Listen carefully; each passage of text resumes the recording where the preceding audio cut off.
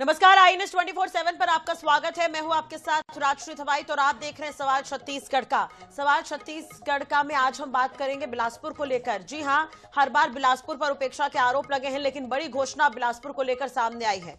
सरकार का कहना है कि आने वाले सालों में बिलासपुर को छत्तीसगढ़ का अगला ग्रोथ इंजन बनाने की दिशा में ठोस योजना पर काम शुरू हो चुका है।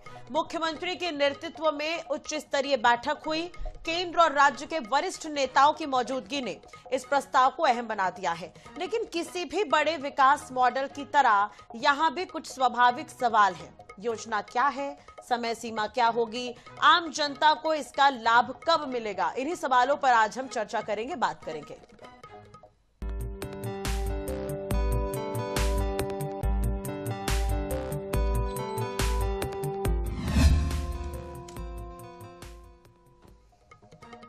आगामी 10 सालों में बिलासपुर राज्य का अगला ग्रोथ इंजन बनने जा रहा है। मुख्यमंत्री विष्णुदेव साय के नेतृत्व में मंत्रालय में आयोजित उच्च स्तरीय बैठक बिलासपुर के समग्र विकास को लेकर चर्चा हुई। मुख्यमंत्री विष्णुदेव साय ने बैठक में स्वयं बिलासपुर के अगले 10-15 सालों के शहरी विकास का विस्तृत रोडमैप प्रस्तुत किया है। उन्होंने केवल वर्तमान समस्याओं पर नहीं बल्कि भविष्य की जनसंख्या वृद्धि, शहरी विस्तार, ट्रैफिक प्रबंधन, आवास, जल आपूर्ति, सीवरेज, ड्रेनेज और समग्र नगर नियोजन पर व्यापक चर्चा की है। इस पर दोनों ही तरह के रिएक्शन मिले हैं, बीजेपी की तरफ से भी, कांग्रेस की तरफ से भी। वो भी आपको सुनवा देते हैं और उसके बाद इस पर हम चर्चा करेंगे। लेकिन सबसे अहम बात यह है कि बिलासपुर अब बदलाव के लिए तैयार है। बहुत सारे बिलासपुर के विकास के लिए 15-20 साल के पूरा रोड मैप बनाया गया है। शहर के वार्डों के लिए 1 करोड़ रुपया और नए जो पंचायत से जुड़े हैं उन वार्डों के लिए 1.5 करोड़ रुपए का मांग जो हमारे पार्षदों के द्वारा जो छोटे छोटे काम हैं, रोड, नाली, बिजली का, वो सब प्रस्ताव जो है हमने दिया है कम से कम 100 करोड़ का। और भी कई सारे काम है, उसका जो है प्रस्ताव 15-20 साल का हमने रोड मैप। हमेशा देखिए, हाई लेवल मीटिंग पे आप ये देखेंगे कि बिलासपुर के बारे में वहाँ कोई चर्चा नहीं हुआ है। ये हमेशा हम लोग देखते आ रहे बचपन से कि हमेशा रायपुर को वजन दिया जाता है, बिलासपुर को कोई तवज्जो नहीं दिया जाता। बिलासपुर विकास के नाम से शुरू से पीछे है और आज भी पीछे है। अभी नगर निगम की ये स्थिति है कि मुक्तिधाम का चौक का जो पंप है 15 दिन से जला हुआ था। 15 दिन बाद आज वो पंप बना हुआ है और लोगों को पानी मिला है। इतने बार कंप्लेंट करने के बाद भी किसी को बोलो तो बोले पंप नहीं है, लेबर पेमेंट, ठेकेदार को पेमेंट नहीं हुआ है। ये नगर निगम की स्थिति है। और नगर निगम की स्थिति मेरे को ऐसा लगता है कि ऐसा ना हो कि कुछ दिनों बाद नगर निगम में ताला लग जाए, क्योंकि अपने पास एक लीकेज बनाने के लिए नहीं है, एक गड्ढा पाटने के लिए नगर निगम पास पैसा नहीं है। यह स्थिति नगर निगम की उन्होंने बना रखी है। चलिए, इसी पर हम बात करेंगे। हमारे साथ खास मेहमान जुड़े हुए हैं। अटल श्रीवास्तव विधायक है कांग्रेस के, और इसके अलावा प्रमोद शर्मा जी हैं, पूर्व विधायक है बीजेपी के, हमारे साथ जुड़े हुए हैं। और भी मेहमान हमारे साथ जुड़ेंगे जिनसे हम बातचीत करने की कोशिश करेंगे। तो बिलासपुर को ग्रोथ इंजन बनाने की तैयारी है, निसंदेह ये बड़ा विजन है, इसे लेकर तैयारियां भी काफी की जा रही है। बैठकों का दौर भी देखने को मिला है। पिछले साल की अगर हम बात करें तो मुख्यमंत्री विष्णुदेव साय कई बार बिलासपुर का दौरा कर चुके हैं, सौगातें बिलासपुर को मिली है। तो शुरुआत से ही अंदेशा था कि बिलासपुर को लेकर कोई बड़ी तैयारी चल रही है, जिस तरह से सीएम लगातार बार बार पहुंच रहे थे बिलासपुर। सबसे पहले तो अटल श्रीवास्तव जी से ही हम जानना चाहेंगे कि किस तरह से कांग्रेस इसे देख रही है, जो विजन तैयार किया जा रहा है बिलासपुर को लेकर। क्या कहते हैं अटल जी?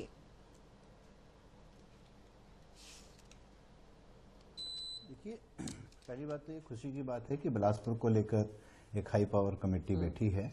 बिलासपुर छत्तीसगढ़ का दूसरा बड़ा शहर है, जहां पर साउथ ईस्टर्न सेंट्रल रेलवे का हेडक्वार्टर है, जोनल ऑफिस है, जहां पर साउथ ईस्टर्न कोलफील्ड का हेडक्वार्टर है, एनटीपीसी है, और सबसे बड़ी चीज हाईकोर्ट छत्तीसगढ़ का हाईकोर्ट बिलासपुर में है।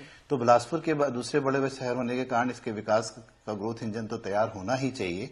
पर अब सवाल ये उठता है कि बिलासपुर में परसों सक्रिय की जो घटना हुई, जहां पर लोकार्पण होना थे बहुत सारे कार्यक्रम के, अचानक कार्यक्रम कैंसिल हुआ और उसके बाद मुख्यमंत्री जी को एक हाई पावर कमेटी के माध्यम से सभी नेताओं को सीएम हाउस बुलाया गया। तो उसका रीजन कारण क्या था कि केंद्रीय मंत्री जी और जहां के जो वरिष्ठ मंत्री पूर्व मंत्री रहे हैं अमर अग्रवाल जी, धर्मलाल कौशिक जी, तो कहीं ना कहीं मुझे लगता है कि बात जरूर ग्रोथ इंजन की हुई, पर मुझे लगता है ये मीटिंग किसी और कारणों से हुई थी कि जिस तरीके से वरिष्ठ मंत्रियों का को दरकिनार किया जा रहा था, किनारा किया जा रहा था, उसके लिए मीटिंग थी। और अच्छी बात यह है कि बिलासपुर को लेकर कुछ बातें हुई है, पर अभी तक इसके पहले, क्योंकि जब भी कोई मीटिंग होती है उसके पहले तैयारियां होती हैं कि हम क्या करेंगे, क्या नहीं करेंगे। सीएम ने तो यहाँ पर 15 सालों का एक विजन तैयार करके दिया है, तो बिलासपुर को लेकर तो चर्चा हुई होगी अटल जी, तभी तो एक विजन तैयार हुआ है बिलासपुर को लेकर। जी चलिए ठीक है, अब बने रहेगा हमारे साथ सुशांत शुक्ला जी हैं, बीजेपी विधायक हैं बेलतरा से हमारे साथ जुड़े हुए फोन लाइन पर। उसके बाद प्रमोद जी मैं आपके पास भी आऊंगे। सर सुशांत जी, जैसा कि विपक्ष कह रही कि बिलासपुर को लेकर कोई खास चर्चा नहीं हुई होगी, तो आपके जरिए मैं स्पष्ट करना चाहूंगी कि बिलासपुर को लेकर क्या चर्चा हुई है। सर देखिए, जिनकी नजर में बिलासपुर हमेशा दोयम दर्जे का रहा हो, जिनके मुख्यमंत्री के नेतृत्व में 100 करोड़ की घोषणा करके 100 करोड़ की मांग पर 10 करोड़ की घोषणा करके 60 लाख देने वाले लोग बिलासपुर के लिए कभी भला नहीं सोच सकते। बिलासपुर के 15 सालों का विजन मिशन के रूप में स्थापित हो, इसके लिए 6000 करोड़ से अधिक के प्रस्ताव पर कल चर्चा हुई है, व्यापक चर्चा हुई है, और तत्काल ही 1100 करोड़ रुपए के आसपास की स्वीकृति आने वाले बजट में दिए जाने का कल निर्णय हुआ है। और ये बैठक इसलिए महत्वपूर्ण है कि बिलासपुर में स्मार्ट सिटी के नाम पर व्यापक घोटाला करके बिलासपुर में पिछले 5 सालों में विसंगति पूर्ण तरीके से ग्रामीण क्षेत्रों को जोड़कर 1 रुपए के निर्माण कार्य नहीं करने वाले लोग ये 200 आरोपण की राजनीति करेंगे, इसलिए शायद तक जनता ने इनको विपक्ष में बैठा दिया है। तो मैं आपके माध्यम से स्पष्ट कर दूं कि बिलासपुर प्रदेश का दूसरा बड़ा शहर है और बिलासपुर का विकास यानी प्रदेश के 2047 नवा अंजोर के लक्ष्य की प्राप्ति के लिए बहुत जरूरी है। इसी उद्देश्य के और इस लिए ये बैठक आयोजित की गई थी माननीय मुख्यमंत्री जी के नेतृत्व में। सुखन साहू जी, केंद्रीय आवासन राज्य मंत्री, माननीय उप मुख्यमंत्री पीडब्ल्यूडी, माननीय वित्त मंत्री और लगभग 36 विभागों के सचिव इस बैठक में अपेक्षित थे, उपस्थित थे। तो अपने आप में ये विषय समझ में आ जाता है कि इस बैठक की गंभीरता और महत्वपूर्णता क्या थी। ठीक है सुशांत जी, एक छोटा सा सवाल ये भी कि देखिए बिलासपुर जैसा कि बहुत सारी समस्याएं अभी है, वहां पर ट्रैफिक की समस्या रहती है, रास्ते आपने भी देखे हैं कि अभी उस पर बहुत सारा काम करना बाकी है। 15 साल का भले ही ये विजन हो, लेकिन आपको लगता है ये बहुत इजी होगा या बहुत आसान होगा? मेहनत सबको मिलकर करनी होगी। देखिए, मैं पुनः स्थापित कर दूं आपके माध्यम से कि विकास कार्य करना कठिन होता है, खासकर कस्बाई जो विकसित क्षेत्र हैं उन पर। लेकिन अगर उस उद्देश्यों की प्रतिपूर्ति के लिए लक्ष्य बनाकर कोई काम किया जाए, कोई चीज असंभव नहीं है। और हम इसी विषय को लेकर आगे चल रहे हैं। पहले भी बिलासपुर का विकास भारतीय जनता पार्टी के नेताओं ने ही किया है, आज भी आने वाले समय में बिलासपुर का विकास भारतीय जनता पार्टी ही करेगी। क्योंकि मेरे कांग्रेस के साथी जो अभी कुछ देर पहले आपसे कह रहे थे, इन्होंने सिर्फ भू माफियाओं को और जमीन की कालाबाजारी को ही संरक्षण दिया है, अपराध और अपराधियों को संरक्षण दिया है। तो अरे जमीन की दलाली तो तुम खुद करते हो यार, 100 रुपए स्क्वायर फीट लेते हो, आरोप लगाते हो बेलतरा क्षेत्र में जमीन की दलाली कर रहे हो, यहाँ पे बात करते हो भू माफिया की। बोलना चाह रहे हैं अटल जी, 100 रुपए स्क्वायर फीट का रेट कौन फिक्स किया है? आप वरिष्ठ नेता हैं, जमीन आप कैसे कह दिए भू माफिया आ रही है? खुद जमीन की दलाली करते हो, 100 रुपए स्क्वायर फीट बिल्डर लोग लेते हो, उसमें क्या बात करते हो? बताए ना, किसने कहा बताइए ना, आप मुझे आप बताइए, सिद्ध कीजिए। जमीन दलाली का काम तो आप करते हैं। देखिए ठीक है अटल जी, कम से कम बीजेपी अभी सरकार ध्यान तो दे रही है बिलासपुर पर। आपका मूल काम है जमीन का, आप क्या बात कर रहे हैं? बड़े भाई है मेरे, आप ऐसा बात करेंगे कैसे बात चलेगा? जब देखो तब बदतमीजी वाली बात करना। व्यक्तिगत मत जाइए ना, बिलासपुर का विकास होना है, बिलासपुर के विकास की बात हो रही है, आप लोग व्यक्तिगत जा रहे हैं। व्यक्तिगत मत जाइए अटल जी, कम से कम बीजेपी सोच तो रही है। कांग्रेस की सरकार में बिलासपुर पर कितना ध्यान दिया गया? आप लोगों को भी 5 साल मौका मिला था। आपके माध्यम से स्पष्ट कर दूं, देखिए मैडम, बिलासपुर में अगर एससीसीएल भाई हैं, कांग्रेस के विधायक हैं, मैंने व्यक्तिगत आरोप उनके ऊपर नहीं लगाए। अगर एससीसीएल का हेडक्वार्टर पहले बना तो कांग्रेस की सरकार के समय बना। बिलासपुर में साउथ ईस्टर्न सेंट्रल रेलवे का हेडक्वार्टर बना तो बिलासपुर के समय कांग्रेस की सरकार थी तब बना। एनटीपीसी की स्थापना जब केंद्र में कांग्रेस की सरकार थी तब हुई। आज रिवर व्यू में जो सड़कें बनी है वो कांग्रेस की ही देन है। ठीक है, इस पर सुशांत जी बिल्कुल छोटा सा जवाब मैं आपका चाहूंगी। देखिए, मैं स्पष्टता के साथ कर दूं, मैं स्पष्टता के साथ कह दूं कि जिस एनटीपीसी की बात कर रहे हैं, जिस रेलवे जोन की बात क्यों नहीं कर रहे हैं? की स्थापना किसने की? अगर आपने कुछ किया है तो उसके लिए आपको साधुवाद है, अगर हम कुछ करने जा रहे हैं तो उसके लिए आप हमेशा दुआ कीजिए। सरकार स्टेट में थी और केंद्र में लेकिन आप जो व्यक्तिगत आरोप लगा रहे हैं इस पर मैं आपकी बात मैं आपकी व्यक्तिगत बातों का खंडन करता हूं। पहली बात तो है कि मैंने आपके ऊपर कोई व्यक्तिगत आरोप लगाए नहीं, और अगर आप चिड़चिड़ा रहे हैं तो ये व्यक्तिगत आरोप सही हो सकते हैं, ये आपकी मानसिकता को तय करता है। आप भूमाफिया किसको कह रहे हैं? कौन भूमाफिया है? आपको थोड़ी कहा मैंने। आप कांग्रेस के नेता भूमाफिया नहीं है क्या? भूमाफिया नहीं है कांग्रेस नेता, बताइए मुझे। कांग्रेस के नेता क्या भूमाफिया नहीं है, ये बता देता। आपको मैंने कहा है क्या व्यक्तिगत तौर पर? सर विषय थोड़ा सा भटक हमारे जाएगा। अभी हम तो बिलासपुर के विकास पर रहे तो बेहतर होगा। ठीक है, ठीक बिलासपुर के विकास पर रहे तो बेहतर होगा सर। आप अकेले नेता है क्या कांग्रेस के? कागजों पर विकास नहीं होना है, जमीनी स्तर पर विकास होना है। मैडम इसको आप चैनल में बैठा लेंगे तो मैं आपके चैनल पे नहीं आऊंगा। मेरे क्षेत्र में 300 अवैध कॉलोनियां बनी है, 300 एकड़ जमीन गायब है पिछली सरकार में मिसल से। विकास के नाम पर अगर बात हो रही है तो इस पर अभी अरपा नदी के किनारे की जमीन किसने बेच दी? जमीनों पर क्यों जा रहे हैं? अभी बिलासपुर में उसकी जांच क्यों नहीं हो रही अभी तक? भ्रष्टाचार किसने करवाया? उसके पीछे कौन है? किसकी सरकारों में हुए? अरपा नदी के बाजू की जमीन जो कि सेंद्री में आती है किसने बेची? उसके पीछे किसका हाथ है? व्यक्तिगत जा रहे हैं। ठीक है, अभी मेमन जी भी हमारे साथ जुड़ गया, उनसे बातचीत कर लेते। मेमन साहब हमारे साथ जुड़े हुए हैं, प्रमोद जी भी हमारे साथ जुड़े हुए हैं। माफ कीजिएगा प्रमोद जी, मैं आऊंगी आपके पास। वरिष्ठ पत्रकार हमारे साथ जुड़े हैं। मेमन साहब, अगर बिलासपुर का विकास करना है तो आपको नहीं लगता कि सबको मिलकर काम करना होगा? रायपुर के बाद अब बिलासपुर की बारी है। ये बात तो सही है कि रायपुर के बाद बिलासपुर की बारी है। यह बिलासा की नगरी सभी राजनीतिक दलों से उपेक्षित रही। यहाँ कांग्रेस की भी सरकारें रही, कांग्रेस के विधायक सांसद रहे, बीजेपी के भी विधायक रहे, सांसद रहे, लेकिन जो विकास कार्य होना चाहिए अपेक्षा थी इस शहर को अभी तक के नहीं मिला है। और जो भी विकास छोटे मोटे जो हुए हैं वह ये तो कर्तव्य था। जो पार्टी को जनता ने सिरोधार में बैठाती है, सरकार में बैठाती है, उसका एक कर्तव्य हो जाता है। तो बिलासपुर के लिए ये जोन हुआ, यूनिवर्सिटी हुई, ये सब उसको देना होता है। और ये है कोई एहसान नहीं किए हैं, लेकिन अपेक्षित जो सहयोग जो विकास होना था। आज बिलासपुर की सड़कें देखो, आज बिलासपुर के हर स्थान देखो, पानी के लिए तरस रहा है सरकड्डा इलाका। आज ये कि मैं गोंडपारा और जूनी लाइन का रहने वाला आदमी हूँ। यहाँ देखिए कि सड़कें एक भी ठीक नहीं है। शहर में चलना मेरे जैसे 73 साल की उम्र में मैं जब गाड़ी में निकलता हूँ तो हिचकोले खा खा के मेरी हालत खराब हो जाती है। तो ये दुर्भाग्य है कि बिलासपुर की जो विकास होना चाहिए वह न कांग्रेस ने किया, न बीजेपी ने किया। जनता दल की भी सरकार रही, समिति की भी सरकार रही इस प्रदेश में, लेकिन किसी ने नेताओं ने केवल सजबाग दिखाकर वोट लिया। वोट को जनता ने भरपूर दिया, उनको शिखर में बैठाया, लेकिन जो विकास होना चाहिए, अभी जो योजना बनी है, अभी इस योजना को अपना 7 साल में पूरी होगी ऐसा जानकारी है। तो ये 7 साल में जो पूरी होगी योजना, फिर आगे आने वाला चुनाव तक ये चलेगी। चुनावी योजना है। ठीक है, इस पर प्रमोद जी से जवाब ले लेते हैं। काफी देर से वो जुड़े हुए हैं, पूर्व विधायक भी रहे हैं। प्रमोद जी, क्या कुछ कहेंगे? क्या चुनावी योजना तो नहीं है जैसा कि अभी मेमन साहब कह रहे हैं? क्योंकि बनने में समय लगेगा, तब तक ये बनकर पूरा होगा, उसके बाद ये कहा जाएगा कि बिलासपुर को तो हमने विकसित किया। देखिए, निश्चित रूप से पिछले 5 साल में कांग्रेस पार्टी की सरकार जो थी वो बिलासपुर पूरी तरीके से उपेक्षित रहा। और हमारे माननीय मुख्यमंत्री जी विष्णुदेव साय जी जो 10 से 15 साल का विजन बना के रखे हैं, रोड मैप बना के रखे हैं, आने वाले समय में आप देखिएगा बिलासपुर की क्या स्थिति रहेगी।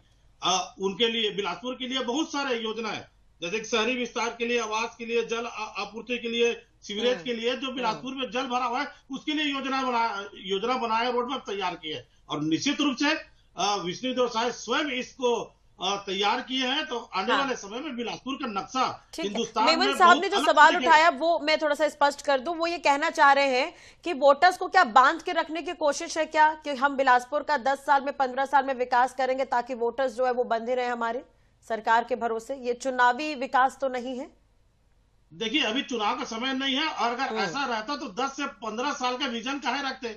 ये भारतीय जनता पार्टी की सरकार है, जो बोलती है घोषणा करती है और करती है। और मैं तो इसमें कहूंगा माननीय अटल श्रीवास्तव जी बैठे हुए बड़े भी है, आपको भी सहयोग करना चाहिए। आपको भी जनता चुन के भेजी है। बिलासपुर अच्छा हो, चुनाव होगा तो अलग अलग मैटर होगा। अभी हमारे विधायक महोदय माननीय सुशांत शुक्ला जी ने कहा, मैं सुन रहा था इनकी बात को, उन्होंने सिर्फ यही कहा था कि वहाँ विकास नहीं हुआ और वहाँ के जमीन दलालों लोग हैं, वो लोग सक्रिय थे, वहाँ किसी ने नाम नहीं लिया। इसमें माननीय अटल भैया आपको भड़कने की जरूरत नहीं था। सुशांत भाई ने सिर्फ यही कहा था जमीन दलालों सक्रिय है, तो इसमें आप अच्छे मन से सहयोग कीजिए। बिलासपुर का अटल जी, सुझाव क्या कुछ दिए जा सकते हैं? आप भी विधायक है सर, सुझाव क्या कुछ आप दे सकते हैं? आपकी भी सहभागिता हो सकती है बिलासपुर के विकास में।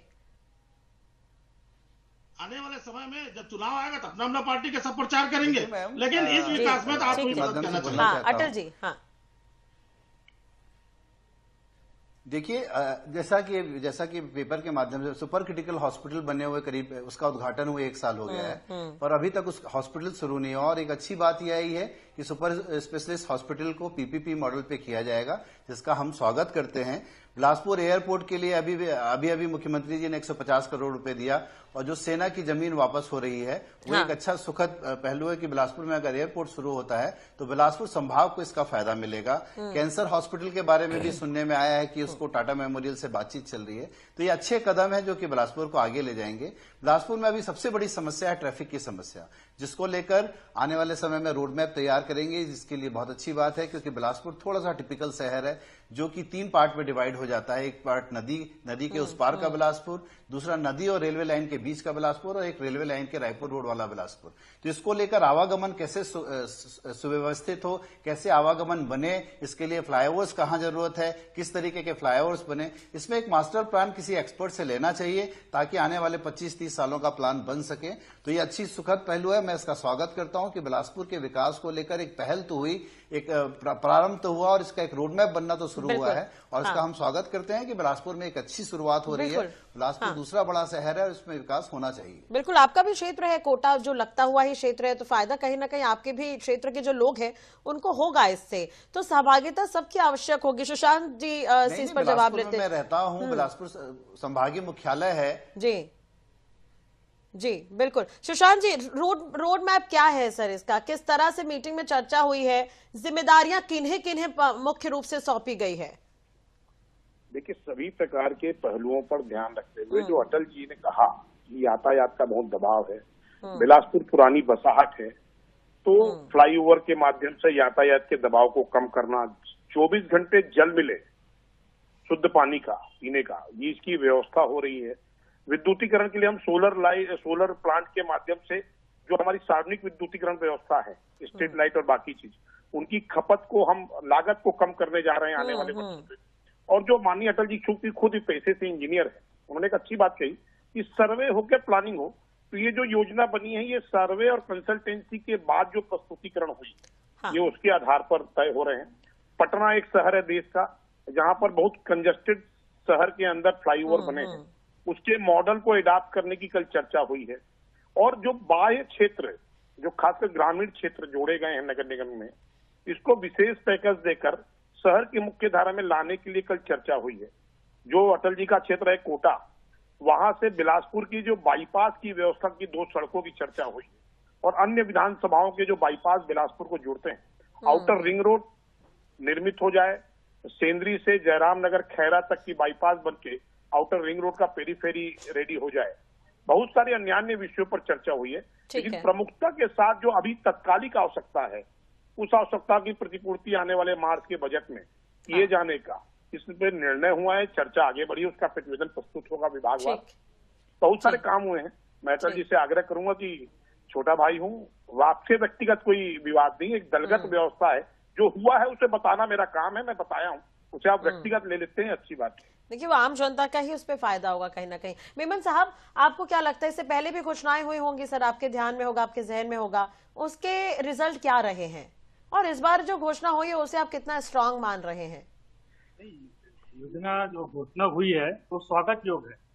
इसके पहले भी बहुत सारी योजनाएं और बनी भी, उसको कार्य मूर्त रूप दिया भी गया, लेकिन शहर को देखो तो दूसरे अपने छत्तीसगढ़ से बाहर के शहरों का जो विकास दिखता है, हम लोग खिलाड़ी आदमी रहे, बहुत देश के कई स्थानों में घूमे हैं, देखे हैं, वहां का विकास देखे और वहां का जब डेवलपमेंट देखते हैं तो ऐसा लगता है कि बिलासपुर बहुत पिछड़ा है। अभी भी ऐसा लगता है कि ग्रामीण क्षेत्र है, लेकिन बहुत ही विकास हो रहा है और इसको त्वरित रूप देना चाहिए।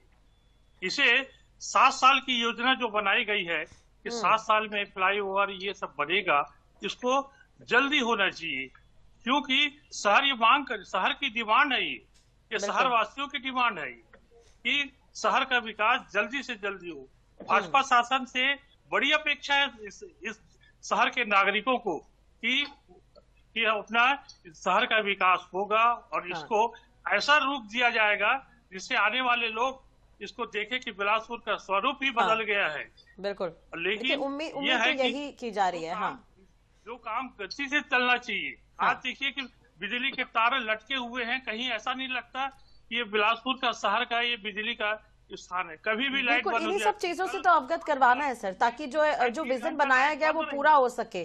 फॉलो अप बहुत जरूरी है। प्रमोद जी शायद मेरी बात से एग्री करेंगे कि प्रमोद जी देखिए कई तरह की योजनाएं बन जाती हैं, सब कुछ हो जाता है, लेकिन कहीं ना कहीं मॉनिटरिंग और फॉलो अप की कमी होती है, जिसके कारण फिर जो व्यवस्था बनाई गई होती है वो अव्यवस्था में तब्दील हो जाती है। तो आप कितना जरूरी समझ रहे हैं इसमें विपक्ष की भी भूमिका बहुत रहेगी कि मॉनिटरिंग करने में कम से कम कमियां वो बताएं तो उस पर काम किया जा सके। प्रमोद जी। निश्चित रूप से अभी हमारे माननीय मुख्यमंत्री जी खुद रोड मैप तैयार कर रहे हैं, खुद इसमें रुचि ले रहे हैं बिलासपुर के विकास के लिए। और रही विपक्ष की बात, तो विपक्ष को सहयोग करना चाहिए और मैं तो कहूंगा अटल जी को बिल्कुल अच्छे मन से स्वागत किए हैं और ये होना चाहिए। देखिए विकास के लिए सब जनप्रतिनिधि है, हम सब मिल के काम करें, अच्छे मन से काम करें। चुनाव आएगी वो समय अलग रहेगा, लेकिन विकास के लिए हम सबको एक होके एक साथ विकास करना चाहिए। और आपका सलाह भी दे, सब सलाह भी दे, इसमें सारे भी मिलकर काम करें। हमारे बेलतरा के विधायक महोदय भी इसमें सहयोग करें और अटल जी भी सहयोग करें, सब मिलकर अच्छे मन से काम करना चाहिए। और निश्चित रूप से ये जो रोड मैप तैयार है, ये माननीय विष्णुदेव साय जी स्वयं इसमें रुचि ले रहे हैं, इसलिए किसी भी प्रकार की कोई देरी नहीं होगी। और छत्तीसगढ़ में, फिर कहूंगा छत्तीसगढ़ में नहीं पूरे हिंदुस्तान में उम्मीद तो यही करेंगे। और बाकी एक सहभागिता जरूरी है। अब अगला ग्रोथ इंजन बिलासपुर बनने जा रहा है, हर तरह से इसे हब बनाने की कोशिश की जा रही है। तो मीडिया से होने के नाते हम भी यही कोशिश करेंगे कि बार बार जो फॉलो अप है वो हम दिखाने की कोशिश करें कि बिलासपुर में क्या नया हो रहा है, कहां पर कमी है, ताकि उसे ठीक किया जा सके। बहुत बहुत शुक्रिया आप सभी का जुड़ने के लिए, इस चर्चा में और बातचीत करने के लिए। तो बदलाव की बयार है, अब बिलासपुर की बारी है। तो बिलासपुर को ग्रोथ इंजन बनाने की घोषणा निसंदेह एक बड़ा विजन है। जरूरत है योजनाओं के स्पष्ट क्रियान्वयन, निरंतर निगरानी और जन भागीदारी की, यानी कि एक आम जनता होने के नाते हमें भी सहयोग करना पड़ेगा।